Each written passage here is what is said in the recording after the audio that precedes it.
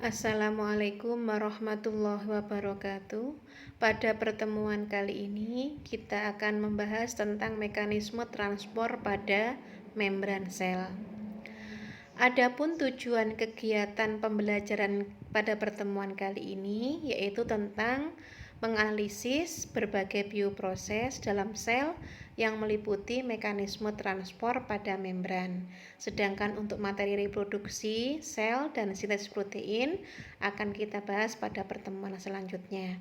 Kemudian di sini nanti akan saya tunjukkan beberapa model yang menunjukkan adanya proses transport pada membran yang saya ambil dari beberapa literatur dan percobaan. Mekanisme transport melalui membran plasma ini bertujuan adalah untuk memasukkan gula, asam amino, dan nutrisi lain yang diperlukan oleh sel, kemudian memasukkan oksigen O2 dan mengeluarkan karbon dioksida atau CO2. Kemudian mengatur konsentrasi ion anorganik di dalam sel, misalnya ion natrium Na+, K+, dan Ca2+.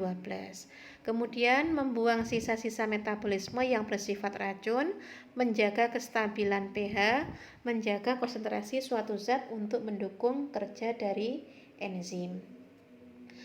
Transport pada membran secara teoritis itu dibagi menjadi dua, yaitu transport pasif dan transport aktif.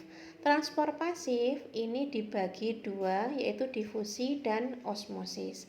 Transport pasif adalah transport pada membran yang untuk perpindahannya itu tidak membutuhkan energi. Nah, jadi perpindahannya secara langsung tanpa membutuhkan energi. Kemudian untuk difusi sendiri adalah pemindahan suatu zat yang di situ dari konsentrasi yang tinggi atau hipertonik menuju konsentrasi yang rendah atau hipertonik. Contohnya yaitu perpindahan aroma parfum yang awalnya tidak tercium untuk daerah yang jauh, lama-kelamaan akan mengalami isotonis, yaitu menyebar ke seluruh ruangan. Sedangkan pada osmosis, yaitu pergerakan air dari larutan yang konsentrasinya hipotonik atau yang konsentrasinya rendah ke konsentrasi yang tinggi, yaitu hipertonik, yang melewati membran semi permeabel. Kalian bisa melihat pada model percobaan osmosis pada gambar yang sebelah kiri itu tampak adanya gelas yang larutan A itu molekul-molekulnya jarang, yang berarti menunjukkan larutan yang hipotonik, sedangkan yang B larutan yang hipertonik dengan jarak antara molekul satu dengan yang lainnya lebih dekat. Kemudian terjadilah proses osmosis, maka tampak pada gambar yang sebelah kanan, larutan yang B itu akan lebih tinggi karena terjadi perpindahan dari larutan yang A menuju larutan yang B. Kemudian yang ketiga yaitu difusi terfasilitasi. Di sini dikatakan terfasilitasi karena dibantu oleh protein-protein yang di situ akan membantu proses pemindahan zat tersebut, tetapi tidak mengubah arah gradien konsentrasi, sehingga masih termasuk dalam kategori transport pasif. Ini ada gambar adanya zat A yang masuk, yang di situ dibawa oleh suatu protein yang berwarna hijau. Kemudian transport aktif adalah proses pemindahan suatu zat yang membutuhkan energi atau ATP. Yang termasuk dalam transport aktif adalah pompa natrium kalium. Di sini Na+ itu berada di dalam luar membran, sedangkan yang di dalam adalah K+.